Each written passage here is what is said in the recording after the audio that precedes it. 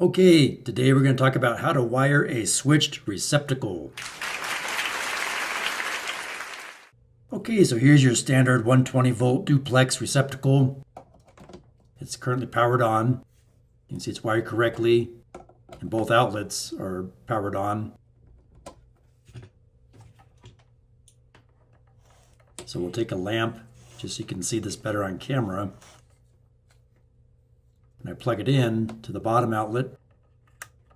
Turn the lamp on, the lamp lights up. And I plug it in the top outlet, turn the lamp on, the lamp lights up. Right, that's a regularly wired receptacle.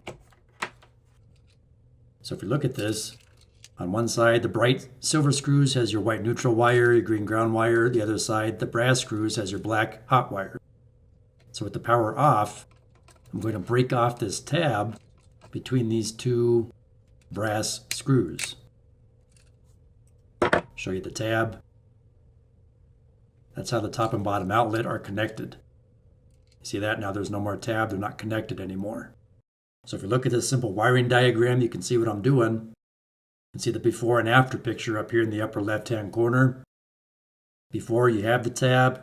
The after, you don't have the tab. So that means those two screws, once you break that tab off, they're no longer connected. So you got 120 volt AC power coming in. You got our white neutral wire going to the silver or bright colored screws.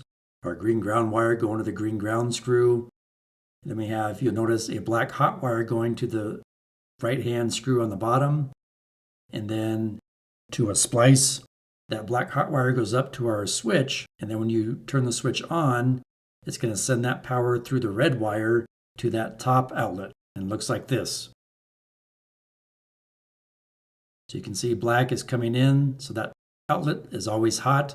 The other outlet will only be hot when that red wire is switched on at the switch. So you can see here I wired the switch. It's a good idea to cover your screw terminals with electrical tape on your outlets and switches.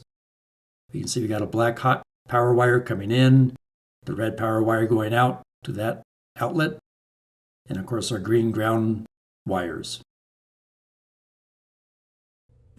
So how does this work? So with the power on, you can see it's wired correctly. That outlet has power all the time.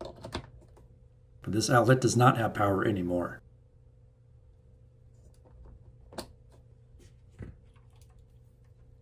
So again, we'll use our lamp. Better illustrate what I'm talking about.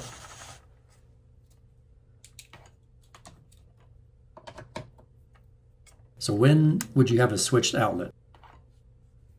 Well, in this situation, when you have a light, say this light is across the room, you come home, it's dark in your house, you don't want to walk across a dark room to flip on the lamp. Instead, you can mount a switch on the wall that'll turn that lamp on. Woo! So you can see that outlet there only has power when I flip the switch on. I hope that makes sense. So another application for this would be if you're going to install a garbage disposal underneath your kitchen sink. Maybe you already have an outlet under there, but obviously you don't want the garbage disposal to run 24/7. So you'd want to install a switch so you can switch that outlet on and off like so.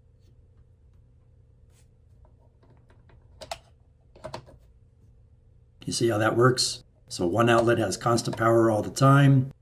The other one only has power when you flip the switch on. So again, if we look at our wiring schematic again to see how it's wired. So your power comes in, providing one hot leg to that bottom outlet. And then we're providing a second black hot leg up to our switch.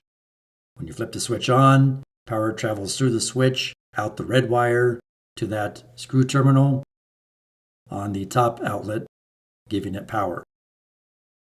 And then of course your white neutral wire stays on the one silver colored screw, because remember, we did not break off the tab on the neutral side. There's no need to do that. And then of course you want to leave your ground wire on your ground screw, and make sure you run a ground wire up to your switch And if you're using a metal switch box, you need to run a ground wire to the ground screw on your switch and to the ground screw on your metal box. I hope this video helps you. Now I'd like to tell you about a practical facilities maintenance handbook available in ebook and paperback format. It has common facilities documents, signage, tags, resource and training material, as well as common shop equipment drawings that you can use to fabricate shop equipment for your facility. The link for this book is in the video description below. Or if you need shirts, hats, mugs, or weather-resistant stickers for your facility, there is a link in the video description below for this online facilities maintenance store where you can purchase the products that you see here. I hope you find this helpful. Please like, share, subscribe, leave me a comment, and thanks for watching.